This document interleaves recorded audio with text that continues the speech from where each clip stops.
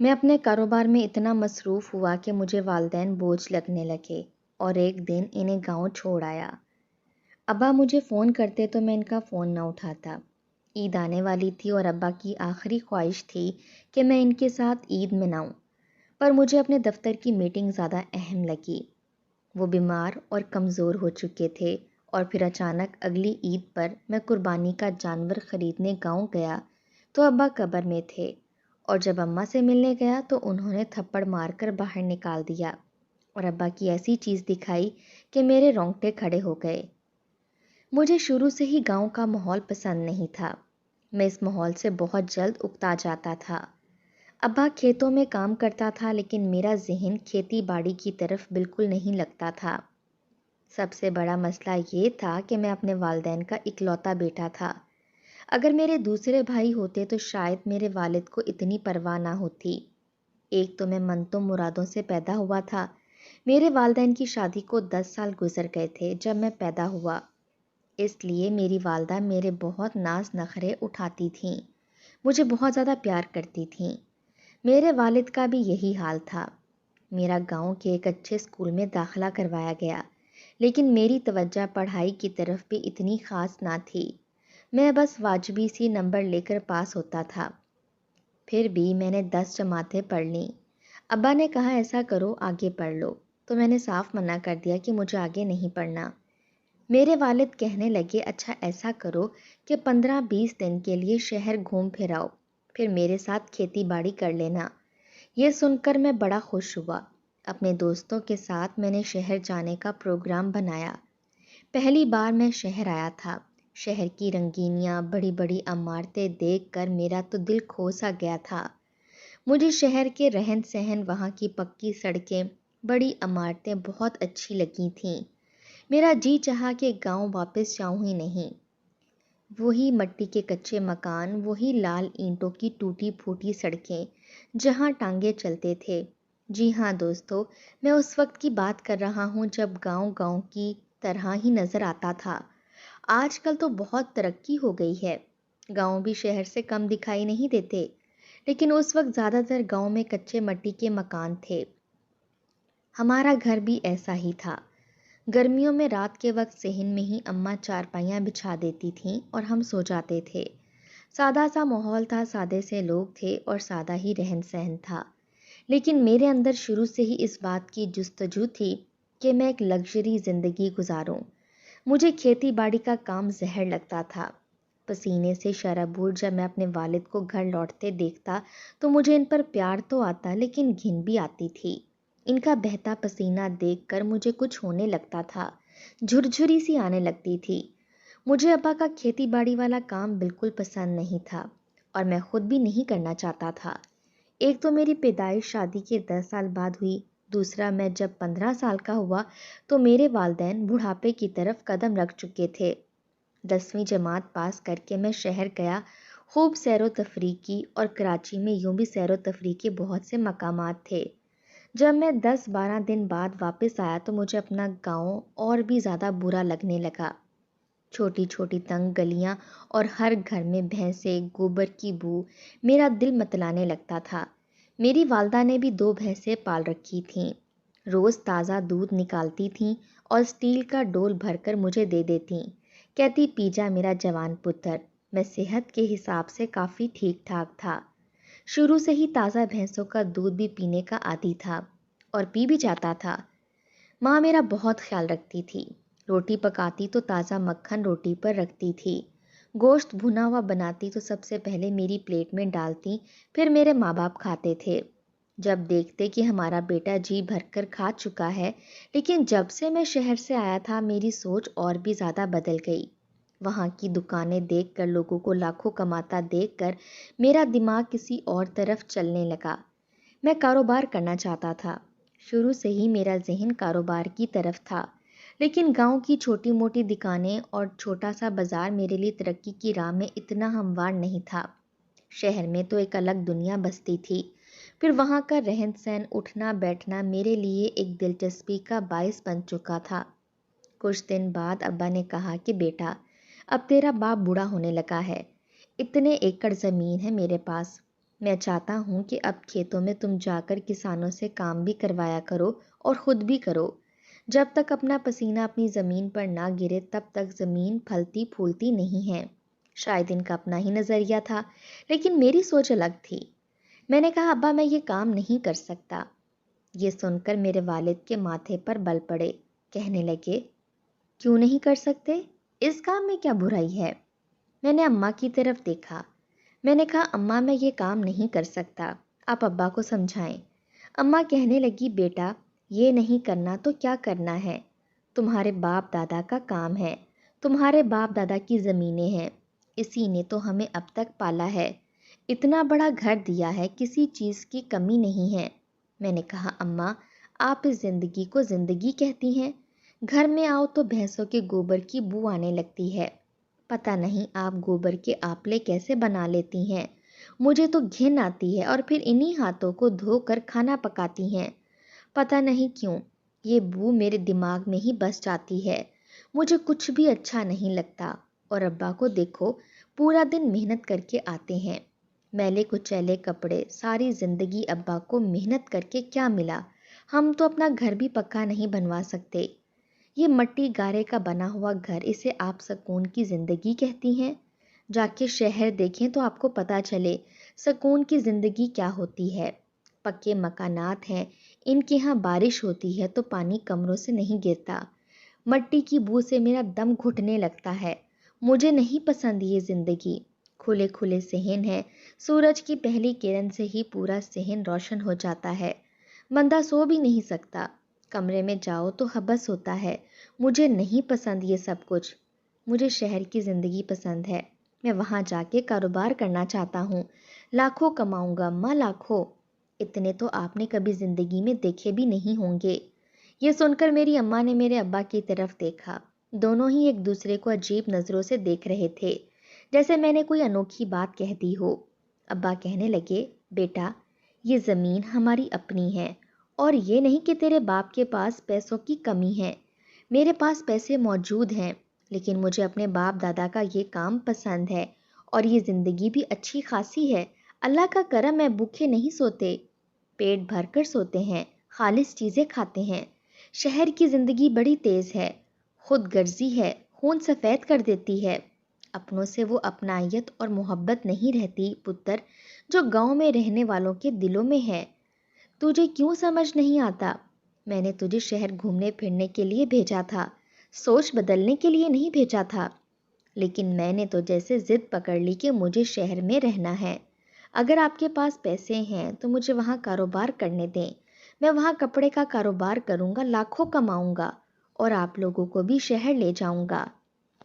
میری ماں رونے لگی کہ تو میرا ایک اکلوتا پتر ہے، میں کیسے تجھے چھوڑ دوں، اتنی دور شہر میں کیوں جانے دوں، ہم دونوں تو تیرے ہنستے چہرے کو دیکھ کر جیتے ہیں، کیوں ہمیں تو تنہائی کی سزا دے رہا ہے؟ میرے کون سے 10 بیٹے ہیں کہ ایک تیری خواہش پوری کرنے کے لیے تجھے شہر بھیج دوں، تو باقی 9 کے ساتھ دل لگا لوں گی۔ دیکھ فرحان پتر، ضد نہیں کرتے، اچھا تو نے کھیتی باڑی کا کام نہیں کرنا، تو نے کپڑے کا کام کرنا ہے تو گاؤں کے بازار میں کر لے، کپڑا تو یہاں بھی بکتا ہے، کم از کم تو شام کو گھر تو لوٹے گا۔ لیکن میں تو جیسے ضد پکڑ چکا تھا، میں نے کہا شہر جاؤں گا، وہیں کام کروں گا، ابا سے کہیں مجھے پیسے دیں۔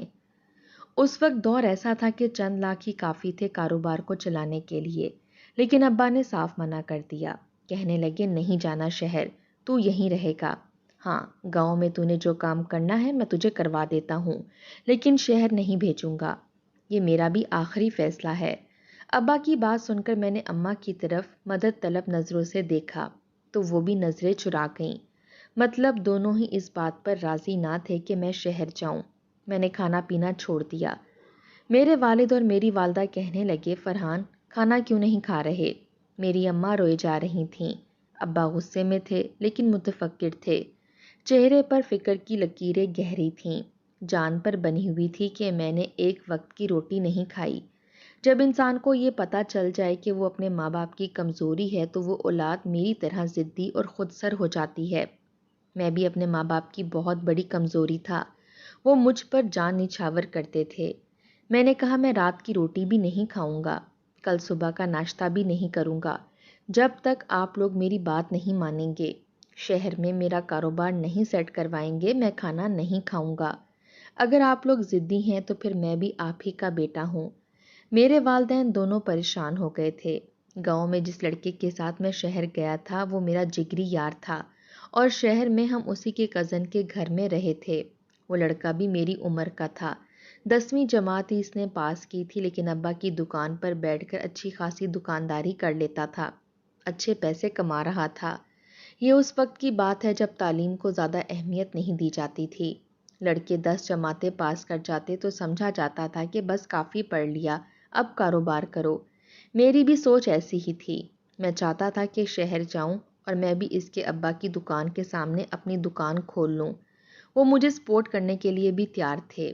بہرحال میں نے اپنے والد کو بہت سمجھایا، مجبوراً انہیں میری بات ماننی پڑی۔ دونوں شہر آئے تھے۔ جب اس لڑکے سے بات کی، اس کے والد سے بات کی، تو وہ کہنے لگے ہمارا اوپر کا پورشن خالی ہے، 2 کمرے ہیں، چھوٹا سا باورچی خانہ ہے، کھانا ہم آپ کے بیٹے کو دے دیا کریں گے اور کاروبار بھی کروا لیں گے۔ جب یہ کام سیکھ جائے گا تو اسے الگ دکان بھی کرائے پر لے دوں گا۔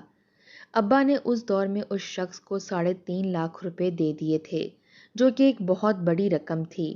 وہ تو خوش ہو گیا، لیکن یہ بات ہے کہ اس شخص نے بھی ایمانداری سے مجھے کام سکھایا۔ میرے پیسوں کا مال اس نے خریدا، ساری خریداری میرے سامنے کی، ہر جگہ مجھے ساتھ لے کر جاتا تھا۔ میں اسی کی دکان پر کام کرنے لگا۔ کچھ میں کاروباری ذہن بھی رکھتا تھا، مجھے دلچسپی بھی بہت تھی، اس لیے بہت جلد میں نے سیکھ لیا تھا۔ اوپر رہتا تھا اور کھانا مجھے نیچے سے ہی آتا تھا، لیکن میں کبھی بھی نیچے ان کے گھر کے اندر نہیں گیا تھا، ان کی خواتین کو کبھی بھی دیکھا نہیں تھا۔ البتہ کھانا دینے غفار کی والدہ آتی تھیں، اور وہ میرے لیے میری ماں جیسی تھیں۔ غفار اس لڑکے کا نام تھا جو شہر میں رہتا تھا۔ اس کے والد کے ساتھ میں کام کر رہا تھا، خود بھی کافی محنتی لڑکا تھا۔ ایک بار اس کی والدہ بیمار ہو گئی، میں بھی دکان سے واپس آیا تھا، نہا دھو کر کھانے کا انتظار کرنے لگا جب دروازے پر دستک ہوئی۔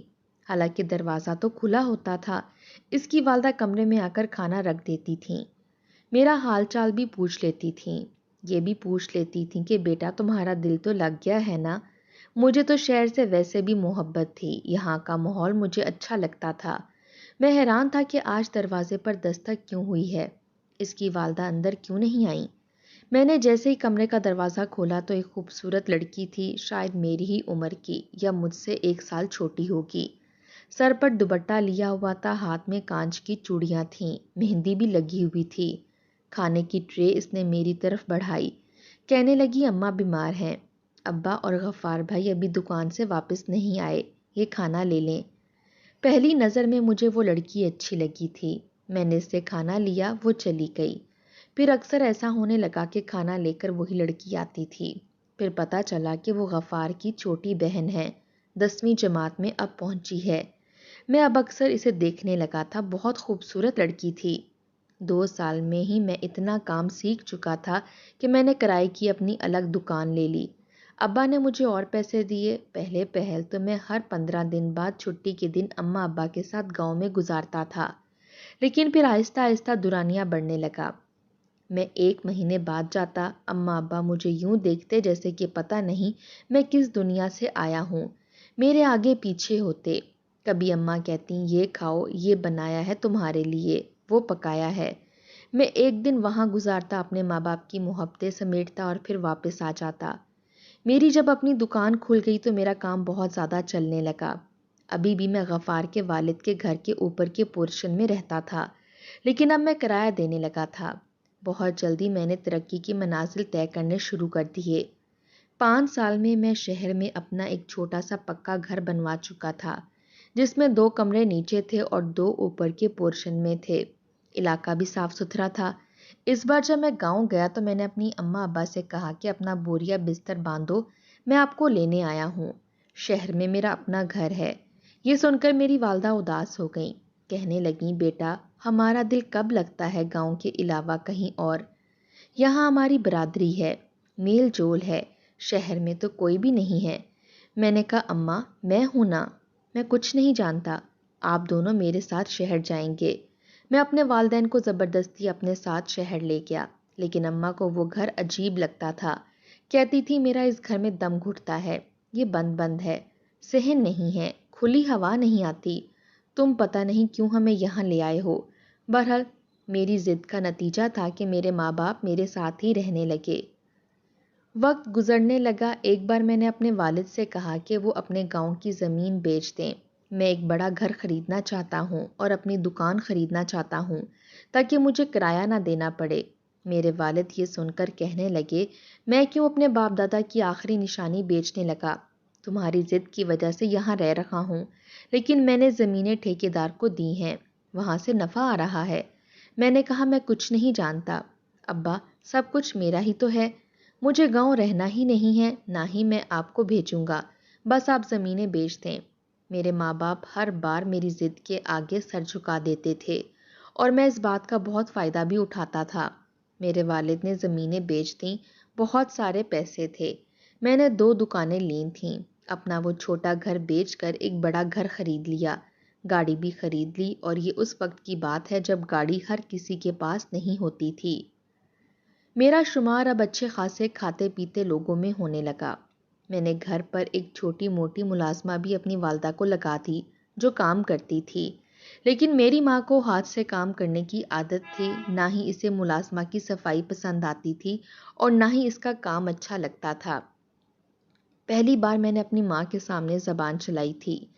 کہنے لگی، دیکھو تو تمہارے کپڑے دھو کر گئی ہے اور کالر میں ویسے ہی پسینے کے نشان ہیں، مٹی کے داغ بھی لگے ہوئے ہیں، چائے کا داغ بھی نہیں ہٹایا. میں تو اسے کام سے نکال دوں گی. میں چڑ کر اماں سے بولا، اماں آپ کے ساتھ مسئلہ کیا ہے؟ یہ گاؤں نہیں ہے جہاں ڈنڈے مار مار کر کپڑے دھوئے جاتے ہیں. ملازمہ ایسے ہی کام کرتی ہے. خدا کے لیے کوئی ضرورت نہیں ہے آپ کو ملازمہ گھر سے نکالنے کی. یہ میرا گھر ہے، یہاں وہ ہوگا جو مجھے پسند ہے. حالانکہ میری عمر اس وقت 22-23 سال تھی، لیکن میری بات سن کر میری ماں چپ سی ہو گئیں. انہی دنوں مجھے اپنی شادی کا بھی خیال آنے لگا. شادی کا خیال آتے ہی مجھے غفار کی بہن کا خیال آیا. میں نے اماں سے بات کی کہ مجھے غفار کی بہن سے شادی کرنی ہے، آپ رشتہ مانگیں. یہ سن کر تو میرے ماں باپ ایک دوسرے کو دیکھنے لگے. کہنے لگے، تمہاری بچپن سے ہی بات تمہاری پھپھو کی بیٹی سے کر رکھی ہے. ہماری برادری میں زبان چلتی ہے، وہ تمہارے انتظار میں ہی بیٹھی ہے. ہم برادری میں جا کر کیا جواب دیں گے؟ یہ سن کر تو میرے تن بدن میں آگ لگی تھی.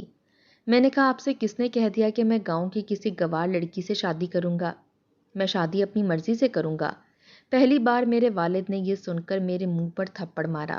کہنے لگے، تم بہت زیادہ حد سے بڑھ گئے ہو. ہم تمہاری ہر بات مانتے ہیں اور تم اب ہمیں ہماری برادری میں ذلیل کرو گے. تم نے کہا تم شہر میں کام کرنا چاہتے ہو، میں نے کچھ نہیں کہا. تم نے کہا زمینیں بیچ دو، میں نے وہ بھی بیچ دیں. لیکن اب اپنی برادری کو تمہاری خاطر نہیں چھوڑ سکتا. شادی تمہاری وہیں ہوگی جہاں بات طے ہوئی ہے. میں نے کہا، میں بھی دیکھتا ہوں آپ میری شادی زبردستی کیسے کرواتے ہیں. میں جا کر پھپھو کو خود انکار کر کے آ جاؤں گا.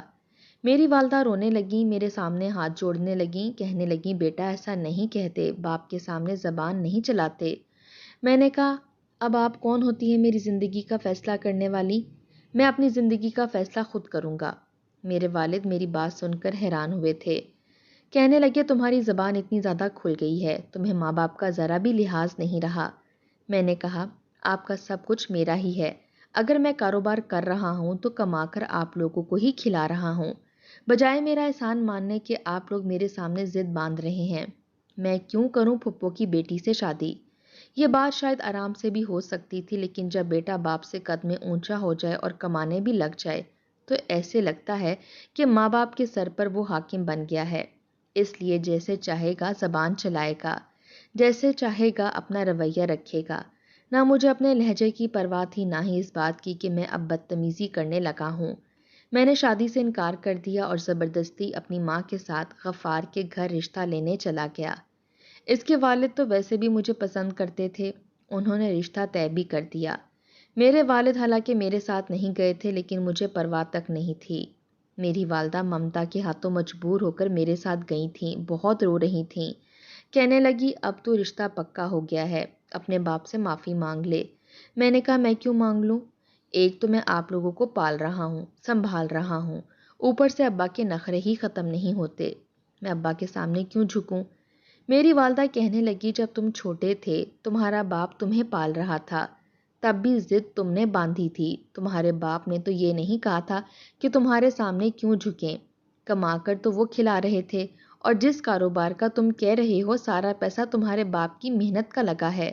زمین تک ان کی بک گئی، جمع پونجی انہوں نے لگا دی، اور اس کے بدلے اگر تم ہمیں 2 وقت کی روٹی کھلاتے ہو تو یہ کوئی احسان تو نہ ہوا۔ اپنی ماں کی بات سن کر مجھے غصہ چڑھ گیا تھا۔ میں نے کہا آپ دونوں ہی احسان فراموش ہیں۔ ماں باپ کا کام ہے اولاد کو پالنا، اس پر پیسہ خرچ کرنا، اور آپ نے تو اماں فوراً سے جتا دیا۔ میری ماں کہنے لگی میرا جتایا ہوا تمہیں چبھ رہا ہے، اور جو تم تب سے ہمیں یہ گنوائی جا رہے ہو کہ ہماری روٹی تم پورے کر رہے ہو، تمہارا یہ جتانا کیا تمہیں یہ نظر نہیں آتا؟ باپ کے سامنے معافی مانگنے سے تم چھوٹے نہیں ہو جاؤ گے۔ میں نے اماں کی بات مان لی، میں نے ابا سے معافی مانگی، لیکن اپنی بات بھی منوائی۔ میرے ماں باپ گاؤں گئے اور پھپھو کے سامنے رو رو کر معافی مانگی کہ اپنی بیٹی کی شادی کسی اور سے کر دیں، ہمارا بیٹا اس شادی کے لیے تیار نہیں۔ پوری برادری والوں نے میرے ماں باپ کو بہت ذلیل کیا، اور وہ گردن جھکائے سب کی لعنت ملامت سنتے رہے۔ برادری والوں نے یہ کہا کہ اب ہمارا تم سے کوئی تعلق نہیں، تم بیٹے کو ہی جا کر دیکھو۔ جب میرے ماں باپ گاؤں سے واپس آئے تو بہت افسردہ تھے، رو رہے تھے، لیکن مجھے پرواہ تک نہیں تھی۔ میں تو شادی کی تیاریوں میں مصروف تھا۔ میری شادی غفار کی بہن علینا سے ہو گئی، اور اسے پا کر میں بے حد خوش تھا، کیونکہ مجھے وہ شروع سے ہی اچھی لگتی تھی۔ اس کے باپ کے ساتھ بھی میرا بہت اچھا تعلق تھا، غفار سے بھی اچھی دوستی تھی۔ پھر شہر میں رہتے ہوئے میری بہت لوگوں سے دوستی ہو چکی تھی۔ علینا کا بھی سارا خاندان شہر میں تھا۔ ہم دونوں ہی شادی کے بعد پہلے گھومنے پھرنے کے لیے اسلام آباد اور مری چلے گئے۔ 15 دن بعد واپس آئے۔ ان 15 دنوں میں میرے باپ نے ہی میری دکان کھولی اور سنبھالی تھی۔ ایک ملازم بھی تھا۔ بہرحال جب میں واپس آیا تو اس کے بعد علینا کے خاندان میں دعوتیں شروع ہو گئیں۔ ہم دونوں ہی جاتے تھے۔ ایک بار بھی میں نے یہ نہیں کہا کہ اماں ابا بھی ساتھ چلیں۔ میری خاطر انہوں نے کتنی قربانیاں دی تھیں۔ پہلے اپنی جمع پونجی مجھے دی، پھر میری خاطر زمینیں بیچیں، اب میری خاطر اپنی برادری کو بھی چھوڑ دیا۔ لیکن مجھے تو جیسے ان کی قربانیاں نظر ہی نہیں آتی تھیں۔ بس مجھے یہ نظر آتا تھا کہ میں اپنے ماں باپ کو پال رہا ہوں۔ وقت گزرنے لگا۔ میری والدہ کی علینا کے ساتھ انبن ہونے لگی، لڑائی جھگڑے ہونے لگے۔ میں ان دنوں کام میں بہت مصروف تھا۔ پھر علینا امید سے ہو گئی تو میں نے اماں سے کہا کہ وہ کوئی کام نہیں کرے گی۔ خبردار جو آپ نے میری بیوی کو کوئی کام کہا تو۔ میرا لہجہ ویسے بھی اپنے والدین کے سامنے بلند ہی رہتا تھا، جیسے میں ان پر کوئی احسان کر رہا ہوں۔ میرے والدین اب مجھے بوجھ لگنے لگے تھے۔ میری ماں دوائیاں مانگتی تو میں کہتا کیا مصیبت ہے، گاؤں میں تو آپ دوائیاں نہیں کھاتی تھیں۔ وہ کہنے لگیں کہ وہاں کی تازہ ہوا تھی، کھانا ہضم ہو جاتا تھا، یہاں کا کھایا پیا ہضم نہیں ہوتا۔ پھر کہنے لگیں یہاں کا دودھ اتنا پتلا ہے لگتا ہے پانی پی رہی ہوں۔ میں نے کہا آپ ایسا کریں، آپ لوگ گاؤں چلے جائیں، آپ کو وہاں کی زندگی زیادہ پیاری ہے۔ میرے والد مجھے تعصب سے دیکھنے لگے، کہنے لگے تم نے تو میری برادری میں میرا بائیکاٹ کروا دیا ہے، وہاں جا کر کیا کریں گے ہم دونوں؟